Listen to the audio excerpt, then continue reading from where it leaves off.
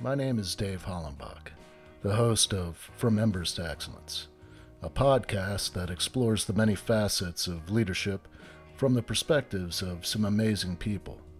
We discuss the triumphs and failures that have shaped our lives and our leadership philosophies.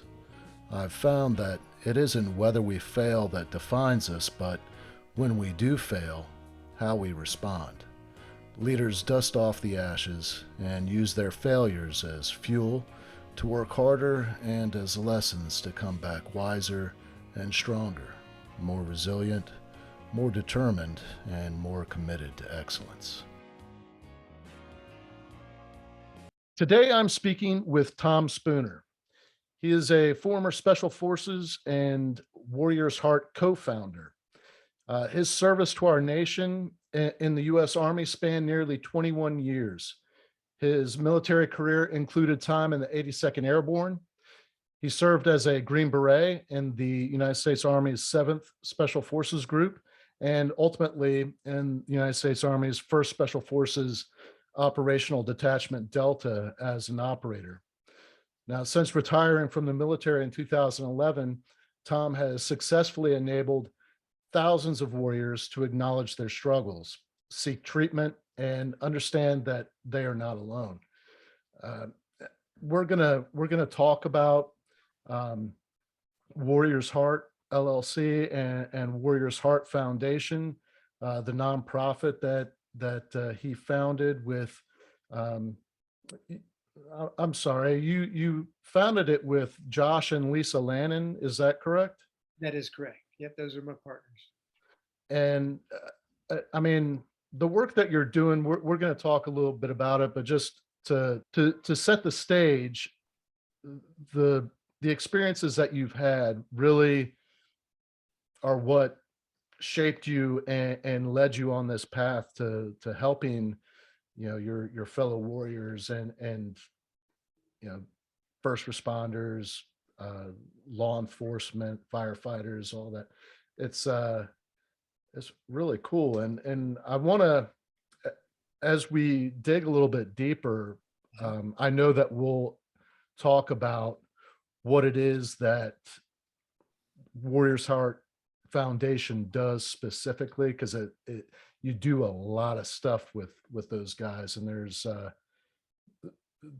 I was reading it's like in-house treatment where uh, people actually can stay on site and get healed.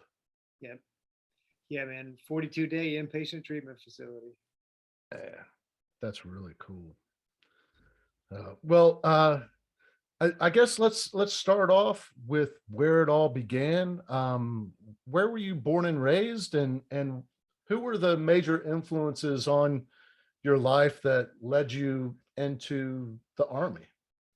Right on, man. Yeah, I was so number one, thanks for having me. And so I was born in a little town called Belglade, Florida. It's right next to Pahokee and Chosin, and Clewiston, and all those other names that no one's ever heard of before. So it was a really small town. But that's where I lived the majority of my life up until I was 17 years old. The influences in my life, my grandfather on my dad's side, he was a law enforcement officer for almost 35 years. So it was on that side. My grandfather on my mom's side was a World War II veteran. And then an uncle on my mom's side was a three-tour Vietnam vet. So it was so I've always wanted to join the military. I just, just one of those things. As far back as I can remember, that's just what I wanted to do. And then those influencers that I had in my life, that were in the military, and had been to war and everything. It's like, yeah, that's what I wanted to do. So that was the big influencers of mine. And then when after I was 17 years old, I went and we moved to West Palm Beach, Florida. Not Palm Beach, Florida, West Palm Beach, Florida. And so, and I lived there for a couple years, graduated high school there from Forest Hill High School. And then I participated in Florida State ROTC program for uh, about a year and a half. So I pretended somehow I got like 43 credits, but I did not successfully complete my college education. I was having a little bit too much fun, and I did a lot of drinking, and that kind of got in the way of things, obviously. And then I joined the military in 1990. But those, back to your question, is like that's where I grew up, and I got a younger brother and a younger sister, and those were the influencers, in my life, and then rolling into the military. What was what was life like growing up in Belglade, and what would you do for fun out in the sticks? Yeah, so it all ties into everything my whole life, like you mentioned, is uh, culminates, with Warriors Heart. What I mean? So everything that we do out there is all based out of my experience. So being in a small town, had great family, that came from. My dad was an alcoholic growing up, but he wasn't a monster or something big like that. But it was came up a little bit rough, but a lot of love, a lot of family. Wasn't a lot to do in small towns other than South Florida, you play football because that's the religion, and I love doing that. And did a lot of partying, a lot of drinking, a lot of hanging out in the cane fields, and riding motorcycles, and and lifting weights, and that was really the kind of thing. You either make it out of there in professional sports or join the military, is there one of, and where I come from anyway. And then obviously I did not make it into professional sports, but the military was my route. But it was good. I mean, I always had really, really good family, looking out for me, and that, carried out throughout my life. So you joined the army in 1990, and at some point you went through selection for special forces. How far into your army career were you by the time you decided that that's the route you wanted to go? Right. So I joined the Army in 1990. I'd already been to airborne school or jump school, paratrooper school, and when I was a cadet as an ROTC. So as soon as I joined, it was the summer of '90, and that's whenever Iraq invaded Kuwait. So the Gulf War, had kicked off at that time, or what they ended up calling it. And so when I was at basic training and in advanced training, and then I reported to Fort Bragg to the 82nd, and I was in the infantry, and then I was at Fort Bragg for about a month, and then deployed, to Saudi Arabia, and then to Iraq. So within the first 6 months of me joining, and then I was in combat. So that set the tone, for my career and what it was like, being in the military. So I spent 5 years in the 82nd, and I loved it. Every unit that I was in, I absolutely loved being in, and the guys that I worked with. I just was always trying to push myself and see like, hey, what can I do next? So but every place I was at, like when I was in the 82nd, I went to Ranger School, I went to Jump Master School. I just loved it. I mean, the military was the one place where I could be fully myself. I mean, where I fit in that culture. I was good at it. So it was good. So I spent 5 years in the 82nd, and then I went to Special Forces selection in like December of 1995, and so I made it there at selection, and then I went to the Q course, they call it, or the qualification course, and I got qualified as 18 Charlie, which is a Special Forces engineer. So it's building stuff and blowing stuff up, So I got lucky. I picked that. That's what I wanted to do because I mean, who doesn't like blowing stuff up, and so I did that, and after I completed the qualification course and got my Green Beret and Special Forces tab, then I went to Seventh Group, which Seventh Group, the region that they work in is in Central and South America. So I went to language school, learned Spanish, And then I immediately started going to Central and South America. Uh, and then I did that job for almost 6 years. So from 1995 to 2001. And went to all kinds of countries, all pre 9/11. And but I did a bunch of deployments from Colombia to Ecuador to Honduras to Panama to Belize to, I mean, it was just a lot of travel and a lot of teaching, but it was mainly some counter narcotic stuff. But it was just, again, it was another unit, and it was great people that I was working with, and I loved the job. But that was my time there from 96 to 2001. And then in September of 2001, I went to Delta Selection. Didn't think I was going to make it. Like I just didn't. I was kind of older for the military, older, not regular folks. But I was 31. I already had 11 years in. I was a senior, sergeant first class, getting ready to take a team. But I didn't want I didn't want the regret of not trying. I never thought I'd make it.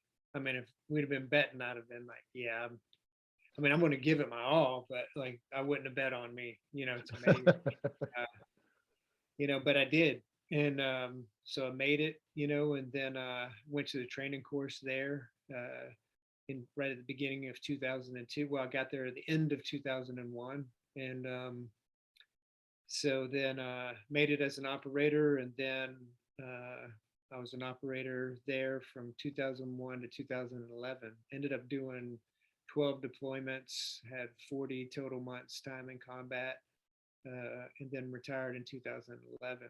But one significant thing that happened back in 1992 was because I had struggled with alcoholism at an early age, I was a mess, even early on. And but it was in 1992 I got sober. Went and got some, not on my own. I wish I could tell you like, whoa, I just straightened myself up. But no, I ended up needing to get help at an early age. I was 22 years old. Had 2 years in the Army, was super successful in the Army, but I was destroying my personal life. And so I got sober then. Went to AA, 12-step work, with sponsors, all of that stuff, meetings, and it changed my life. And then from that moment on, I've been getting after sobriety now for 29 years. And so that really shaped me moving forward, because I was I didn't struggle with chemical dependency or self-medication, or getting drunk and screwing up my career or screwing up my family, and so I proved that you can actually be in special operations and not drink, and so it's, and not that I'm against drinking by any means. It's a big part of all of our cultures, in firefighters, law enforcement, military. Drinking, there's nothing wrong with drinking. It's a big part of the culture. But where it is a problem, if it's destroying your career, if it's destroying your family, it's like, yeah, I have a problem with that, and so should everyone else. And so I'm not the sobriety I'm not the alcohol police by any means. And but anyway, that shaped me and who I was as a man, who I was as a dad, a husband, a soldier, and and that carried me all the way through a lot of hard times. And then I retired in 2011. Ended up getting medically retired, but I had over the 20-year piece. But it was I was pretty banged up at the end. Yeah, can you talk a little bit about that? Because I read that you've got TBI. You struggled with PTSD, and I would imagine it's directly related to your deployments. Yeah, man. It was so a couple of things that happened on the TBI side. In one of my deployments in 2006, I had a 82 millimeter mortar round land about 20 yards from me. So it was unbeknownst to me. I mean, obviously got knocked out, and huge explosion and everything. But I didn't know it as that's whenever I got my traumatic brain injury.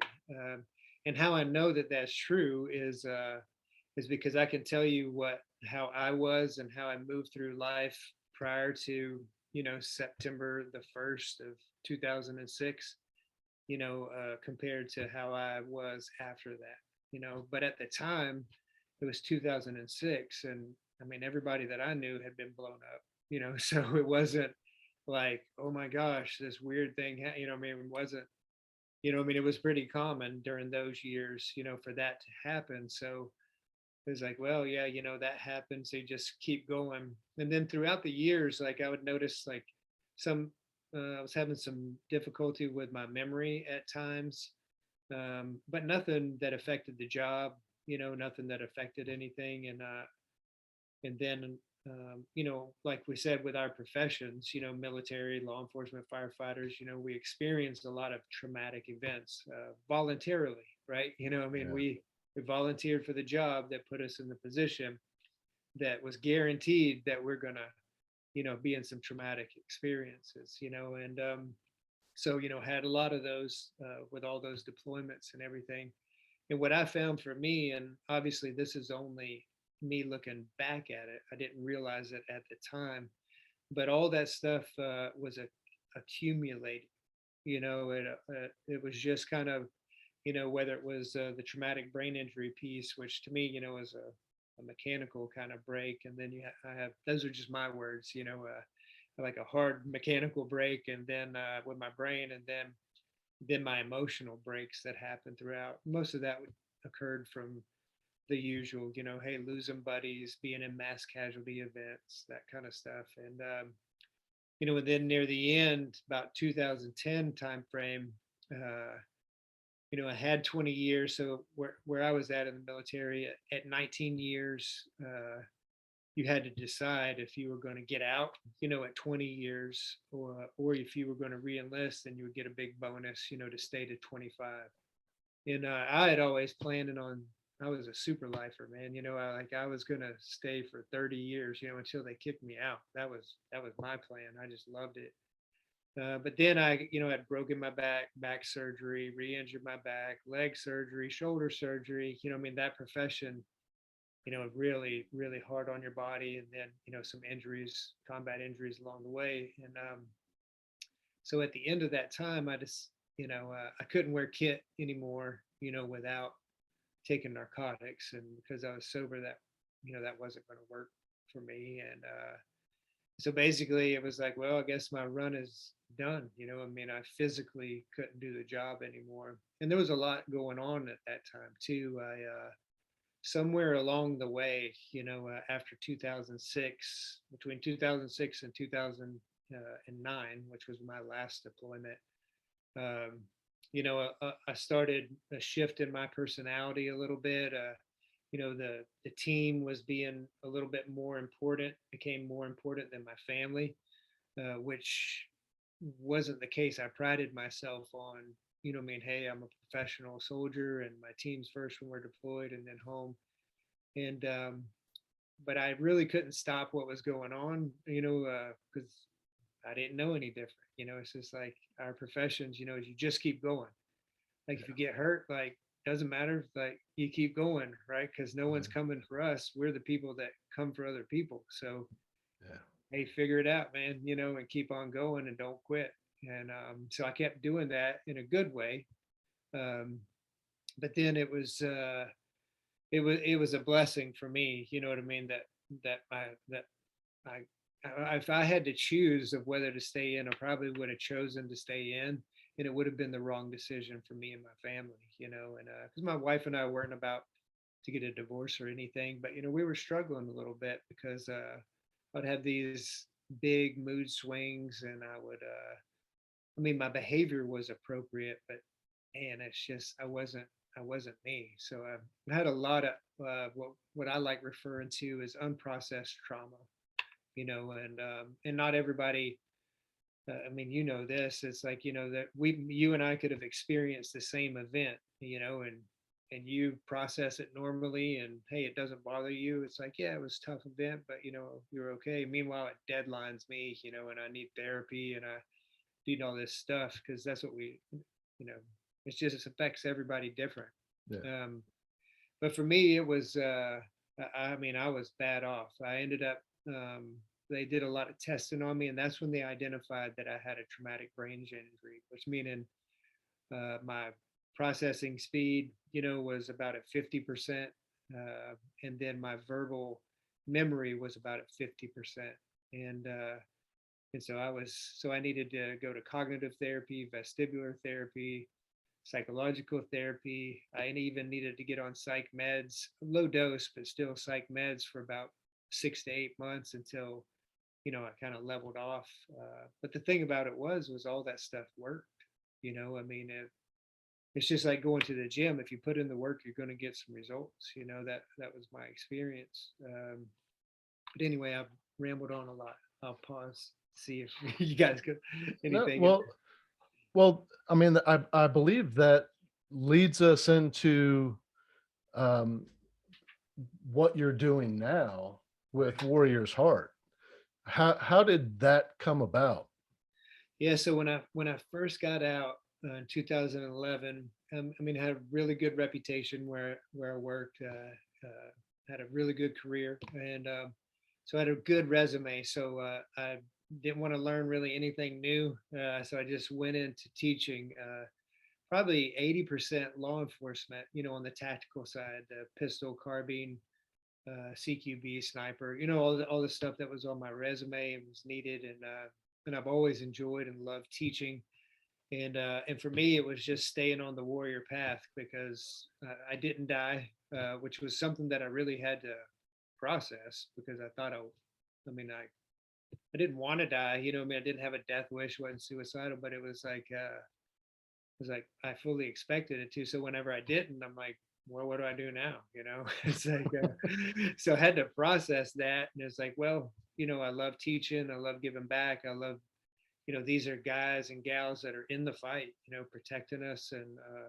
And I knew I had a lot of great experiences to pass on, to them, some kind of, in my opinion, some kind of gospel stuff, this is what happens in a gunfight, whether you're in Baltimore or Baghdad.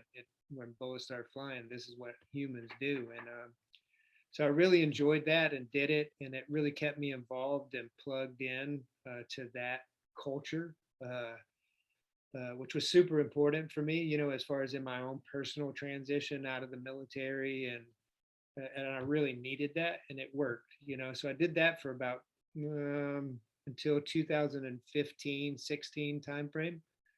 So for about 4 to 5 years, that's what I really did, and I needed to pay the bills. So it was, it was, I got out of the military and needed to get a job, and so I did that and loved it. But I always knew there was more. And meanwhile, one of my biggest passions, is sobriety, and is helping folks, you know what I mean, obtain that are struggling with it. So I continued that throughout my whole journey.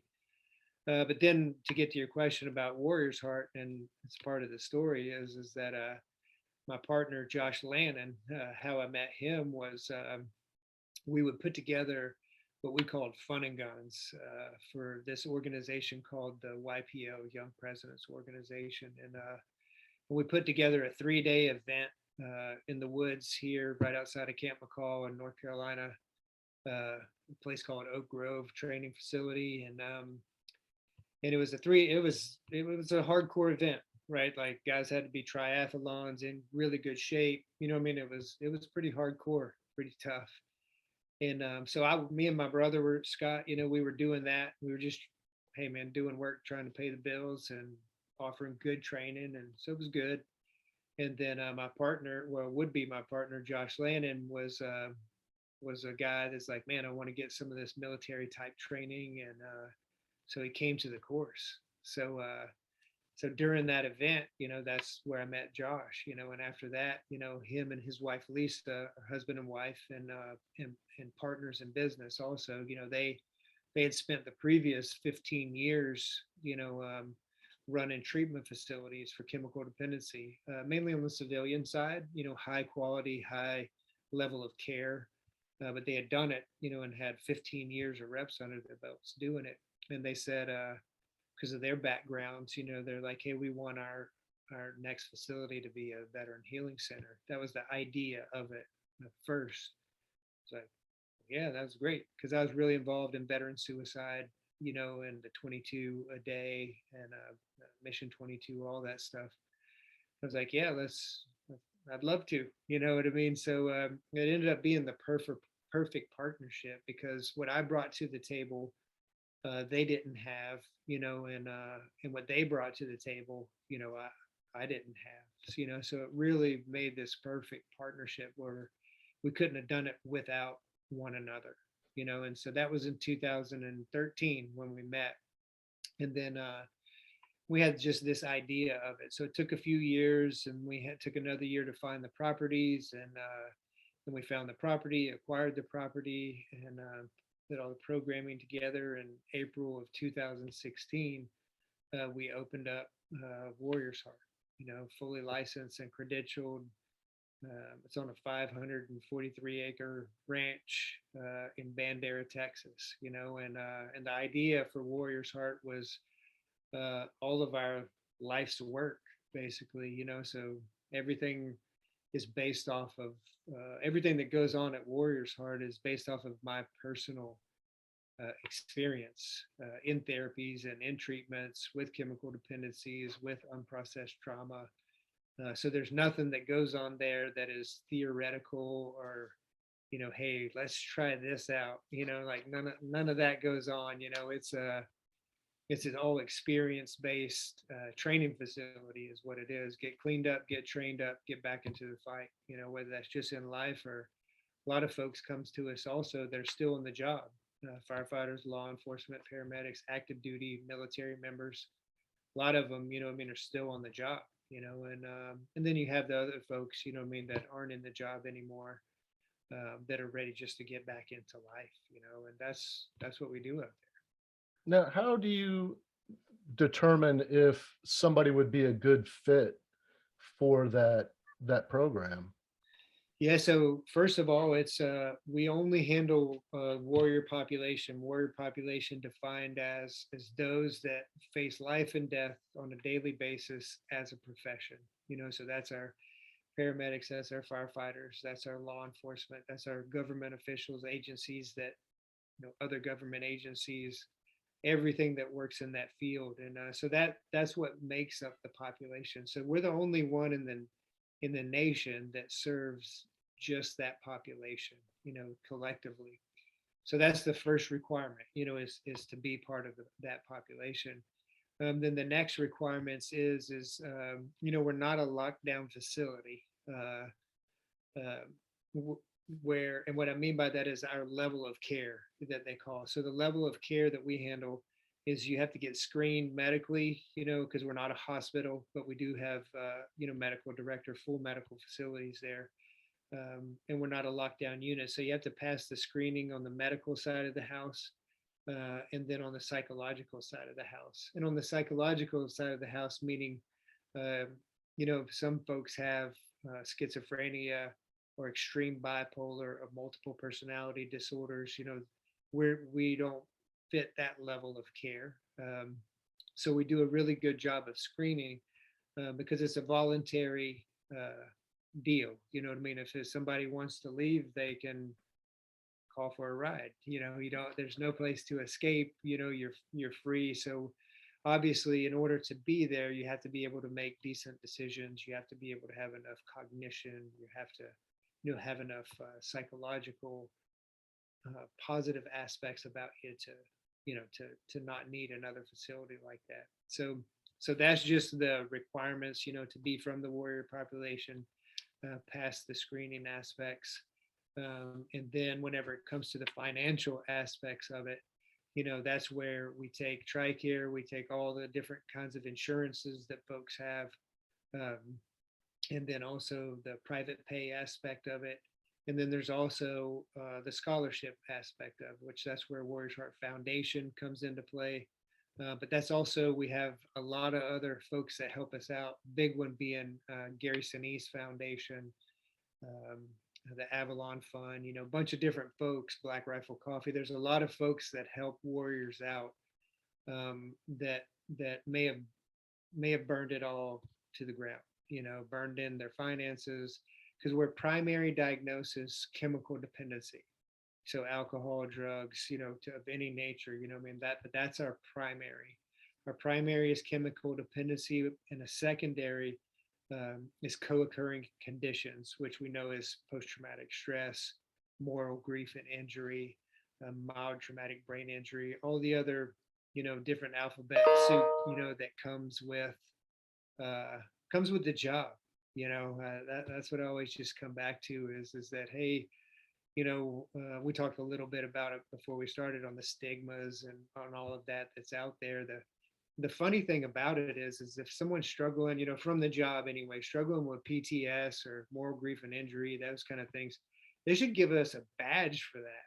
You know what I mean? Because it's like it should be an award, not a negative thing. Because like, hey man, you did what the majority of the population was unwilling to do. I don't mean that in a bad way. We all know that a lot of people aren't built to do that job, and we need people in every job.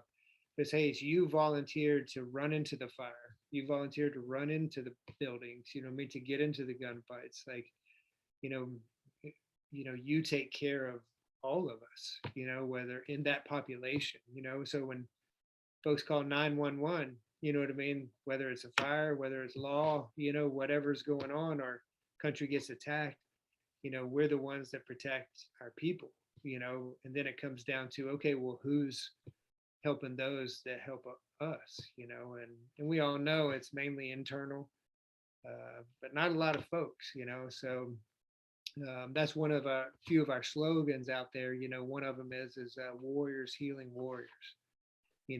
I mean, we have our psychologists, we have our professionals, licensed chemical dependency counselors and subject matter experts. But at the end of the day, you know what I mean? It's really doing what we do best, and that's helping out our buddies. You know what I mean? When we see someone struggling, I mean, we help them out. It's the nature of who we are individually, and collectively. What do you think keeps that stigma in place? I mean, there's so much research out there. Everybody knows the reality of these professions, Right. and yet you still have people that are like, "Oh, I'm good." Yeah, I think it comes back. And I just always stay within my own experience, because you can argue with my opinion, but you can't argue with my experience. You know what I'm saying? Because you can not like it, but this is what happened. And I remember, I mean, especially when I was young, I was one of those guys. Suck it up, wuss. You know what I mean? It's like, can't handle the job. You need to go on. I was that guy at one time. So I get that culture. You know what I mean? It's a big part of it. And but then I learned. I mean, I grew up, I matured, seen what the job was, and especially staying long term, because it's easy if you're just in for a few years and you get out, and nothing really big happened and that kind of, I could see how you could stay in that mindset. But if you're on the job for a long time, uh, you know, what comes with the job. I mean, guys and gals they're gonna struggle, and most of them are your rock stars. I mean, the people that you don't want to lose. That's just, I don't know why that is, but it's usually the case. And so to me, it's that stigma is gonna, to some degree, is going to always be there. So that I don't really try to fight the stigma too much, but what I do try to do is change the narrative. It's like, hey, there's always going to be people. I'll give you a perfect example. When I left special operations and I started talking about PTS and TBI and my own struggles, I mean, the only reason why I was doing that was to help the next person. You know what I mean? And that's what I had learned in sobriety early on. Hey, if you've got problems, you talk about them, and that enables you to keep going, and then you try to help someone else out with it.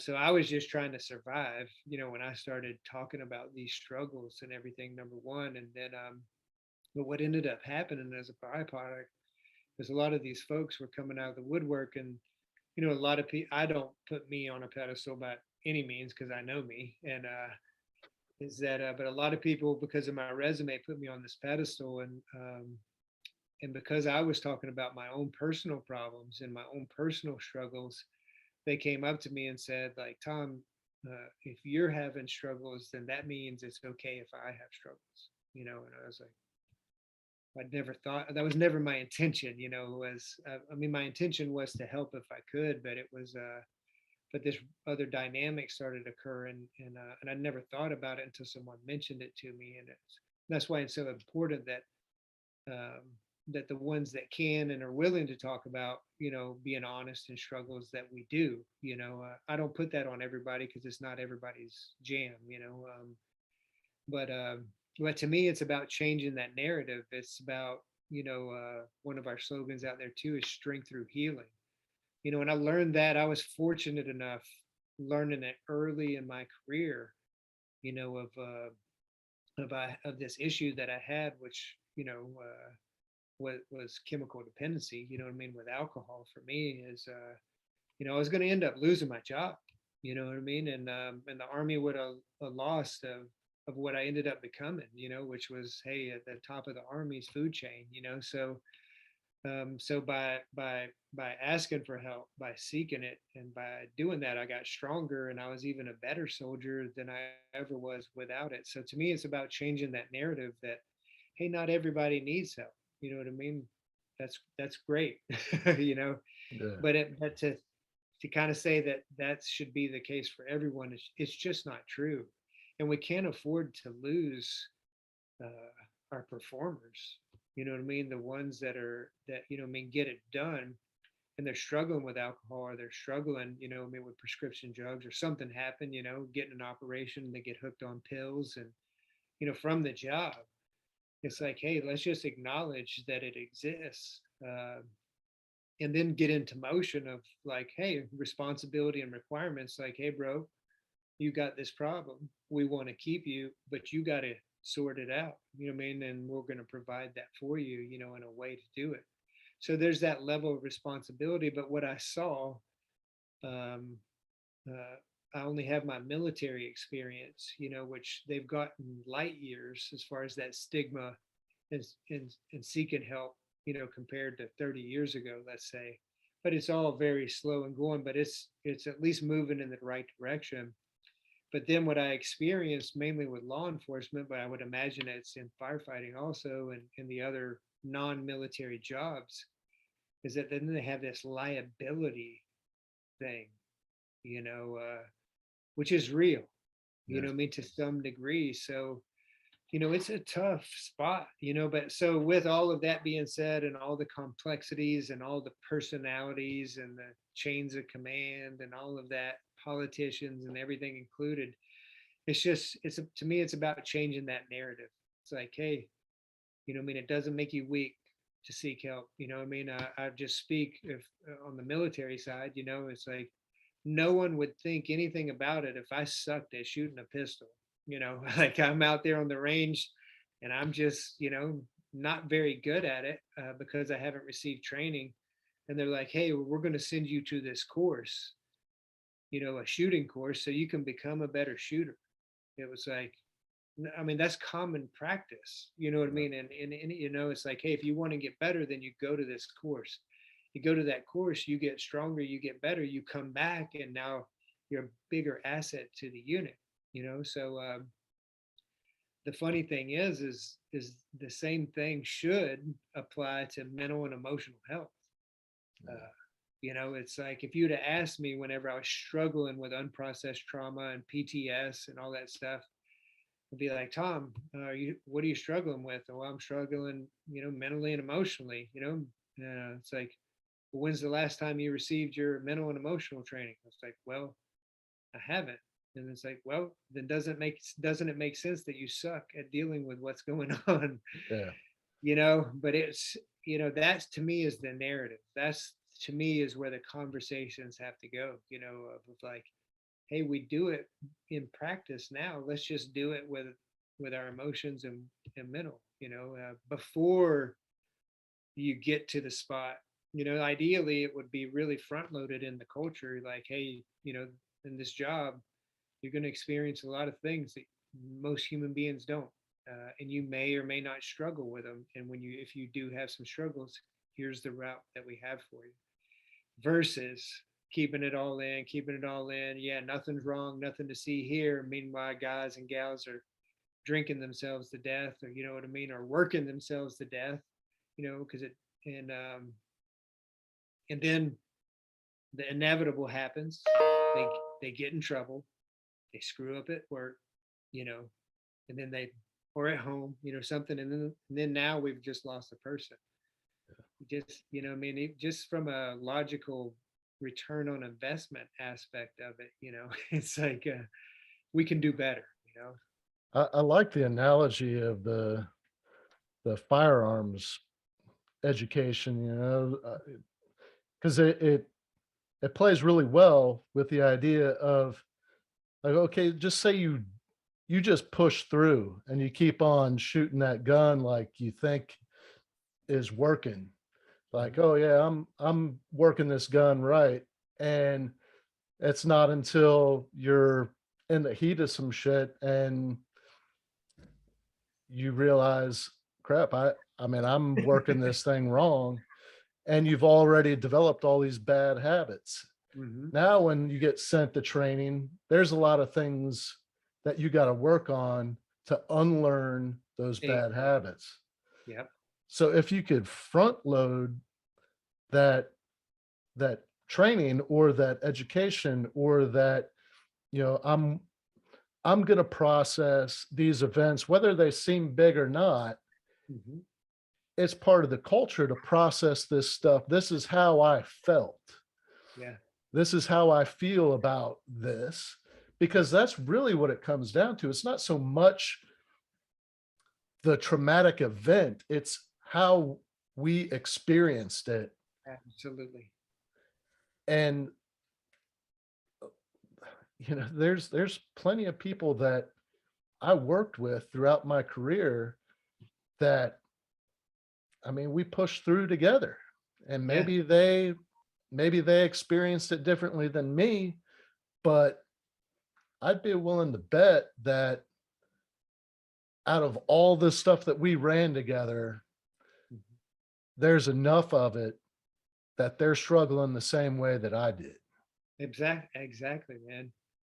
Yeah, unless you're a psychopath or sociopath, you know what I mean, a normal human being that experiences the kind of things that our professions offers us, you know, you're going to have it's going to come out some way. And that's where to me is about the narrative, even front loading it, not with training and everything, just in conversation, all from the old guys, that is like, hey, look, you may or may not, because everybody's different. They have a different skill set, tools, emotional capabilities, and all of that. Is that, but in this job, if you find yourself becoming very hyper vigilant, that's an indicator that there's something unprocessed, that the way you feel about something that's going on is kind of unprocessed. If you catch it early on, you don't need to go to rehab. You know what I mean? It's Yeah. like, hey, you don't even have to come forward to your organization.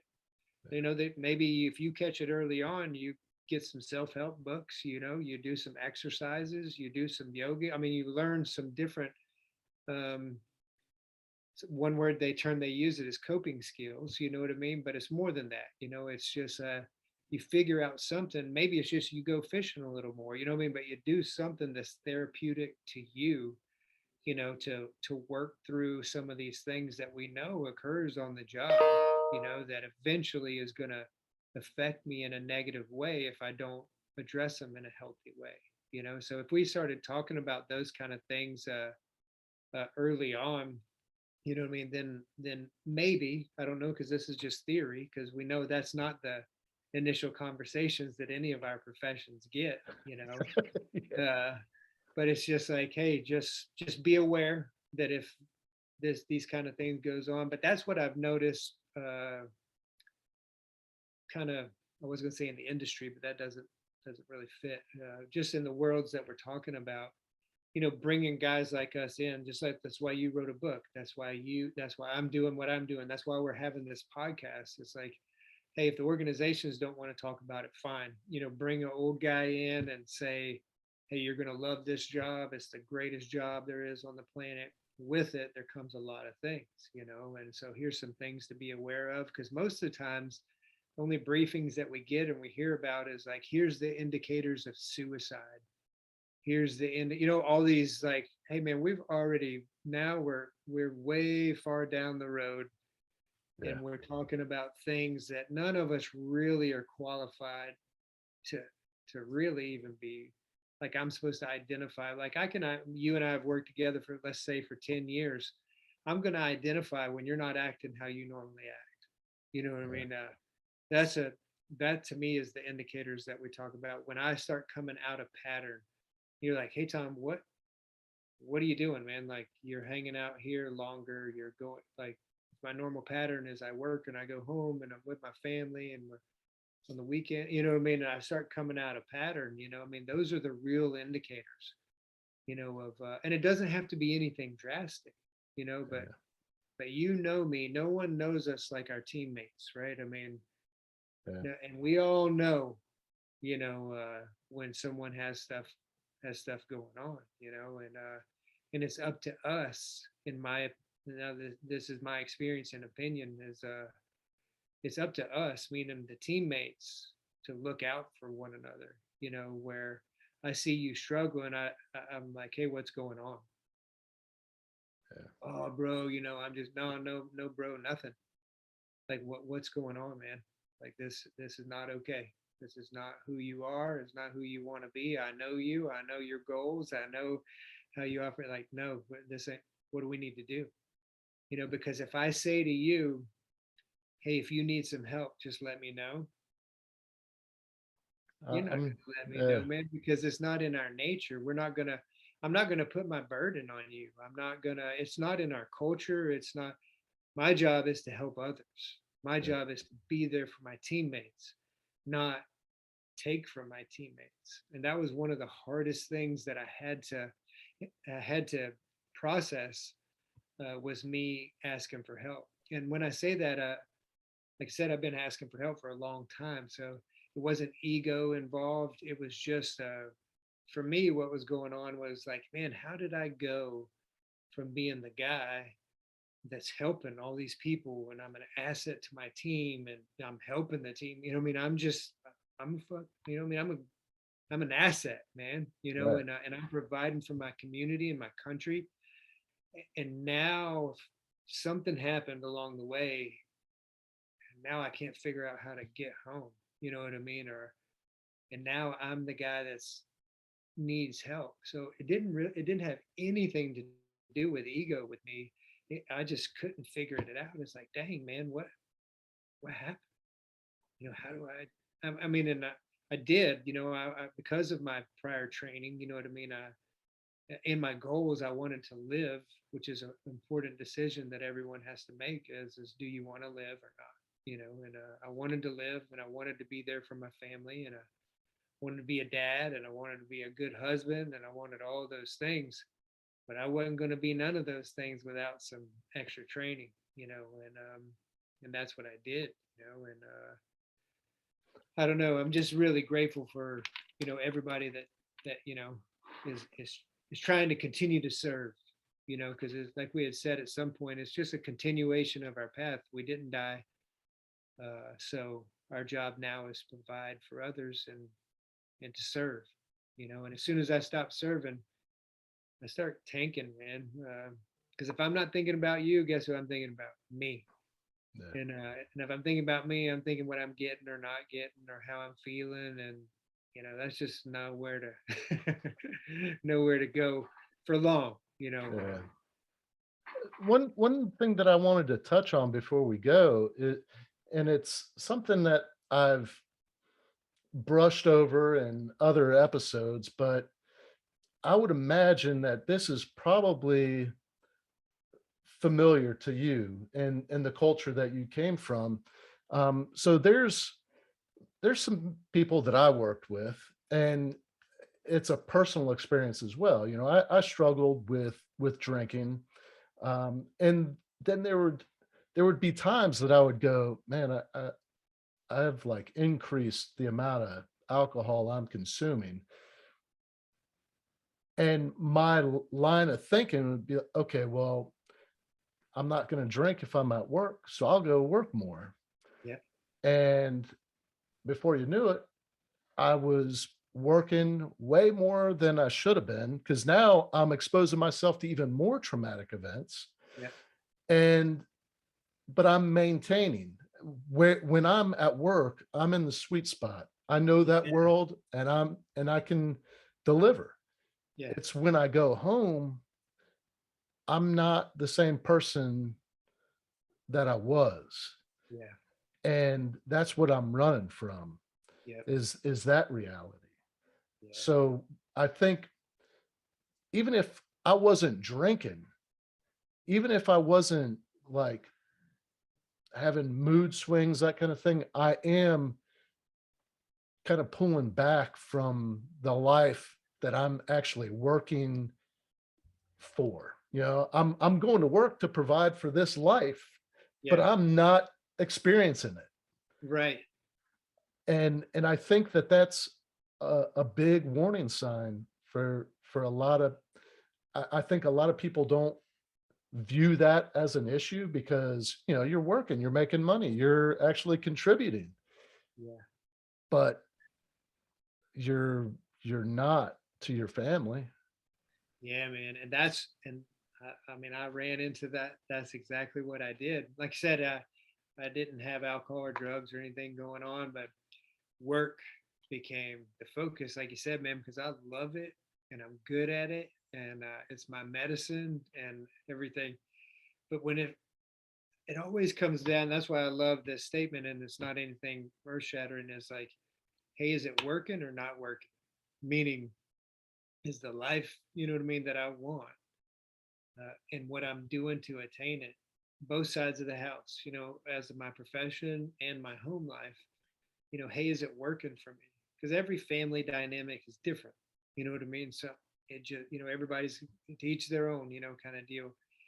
But like to your point is, the man, if that, for me, when my home life started getting jammed up, you know, because I was leaning too much on the work side, uh, you know, then it just creates that that bad train wreck that's coming, you know, because what I need to do is pause, you know, and have more conversations with my wife. What I need to do for me, and I'm speaking from personal experience, is more books on how to be a better dad, you know, or, you know, talking to my buddy who's like, man, I want to be a dad like that guy, you know, and Yeah. because that, you know what I mean, and then focusing some of my efforts on, instead of running and hiding, because that's what I'm doing, you know what I mean, and staying in my sweet spot, you know, and becoming like a workaholic, you know, and to because it's about emotions, right?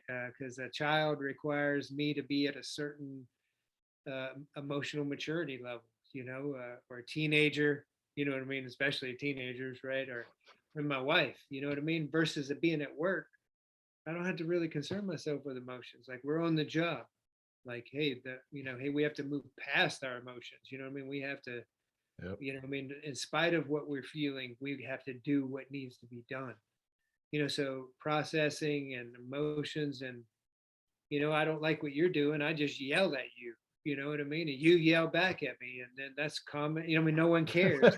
But I go home, my wife yells at me, I yell back. You know, the kids are. The next thing you know, everybody's yelling. Like, no, that no, man, it doesn't. What works in this environment, you know, doesn't work in this other environment. But again, it comes back to training. You know what I mean? It doesn't have to be this big emotional, this big upheaval. I can ask myself, is this the kind of husband that I want to be? Yeah. The answer is yes or no. Yeah. You know, and is this the kind of dad that I want to be? Yes or no? I mean, if the answer is yes, then hey, continue on, my man. You know, like rock on. If the answer is no, then it's like, okay, well, okay, so it's the answer is no. So what do you want to do about it? Because it ain't just going to get better. Nothing just gets better, you know. Yeah. So it's that's where I like to keep it without getting off philosophical and you know, whatever anyone's thing is. You know, it's like, hey, it's either working or not working. If it's working for you, right on. If it's not, okay, then get back into what we do as a profession, which is problem solve. Yeah. You know what I'm saying? You go into a fire, I mean, you're just coming up to it. I mean, you are trying to solve that problem. That's what I mean. All of our professions, whether it's firefighters, law enforcement, paramedic, military, if there's one commonality that we have, it's we solve problems. Some of us solve problems with guns, you know what I mean? Some of them with water, some with talking, I mean, there's different ways, but we solve problems. So when we have problems in our home, let's say, or in our personal lives, like solve it. Yeah. And if we can't solve it, then we seek outside agencies, right? I mean, in the job, like, hey, we call for backup, we call for help. It's common practice. Yep. So that's where I try to keep the narrative is like, hey man, just do what I did in the military, except now I got to do that in my personal life and home life. You know what I mean? It's like, hey, if I needed backup, I called backup. If I needed a medic, I called a medic. You know what I mean? And if I needed assets, like, hey, do the same thing at home. Don't be freaking dramatic about it, or because if you'd have done that on the job, like if you needed assets that were available to you and you didn't ask for them, like you're getting close to being fired because that just makes you dumb. Yeah. And you're putting other people at risk. So you're about to get fired. So that's what's always been the dilemma for me is like, man, take my mindset that I used efficiently and effectively in the military and apply it to my personal life. Yeah. Like, hey man, analyze the problem solve, bring buddies in on it. You know what I mean? But if it was easy, that's what we would all do, but I always come back to like, man, I already have the tools in the toolbox. I just need people to help me figure out how to use them sometimes. Tom, I really appreciate you taking the time to talk with me and share your story and, everything that you're doing and helping, continuing to help people. It's pretty awesome. And, just for those listening, I will have links to your website and more information about Warrior's Heart. So those listening, they'll be able to learn more about you and what your foundation is doing. But what's the best way for people to connect with you? Yeah, man. The best way, as far as on the Warrior's Heart side of the house, is there's warriorsheart.com. I try to keep it simple. It's like if you go to warriorsheart.com, it's got loads of information. There's videos on there, everything, and there's also a phone number. And that phone number is 866-868-9383. And if you call that number, it'll get you to an admissions advocate. And we call them admissions advocate because that's what they do is immediately start advocating for who's on the other end of the phone, whether it's a warrior in need or their family member or friend. And even if it's just answering questions and understanding what's going on, obviously for that process, but it's back to your question of the best way to get a hold of us, that just go to warriorsheart.com. All right, man. Thank you so much, brother. Thank you for your service and the service that you continue to provide. I'll have all your links and everything in the show notes, so the people listening be easy enough to reach out. So thank you. That sounds great, brother. And thanks for having me. Really appreciate it. It's a great conversation. Yes, sir. Thank you for listening to this episode of From Embers to Excellence. Please like and subscribe to my YouTube channel. Follow me on your favorite podcast platform and visit hollenbachleadership.com for additional content. My goal is and always will be to add value to as many people as possible. So if I can be of any assistance to you or someone you know, please connect with me via email or on one of my social media accounts, linked on the homepage of my website. Remember, our failures don't define us unless we let them, and the only true measure of a leader is the success of their team.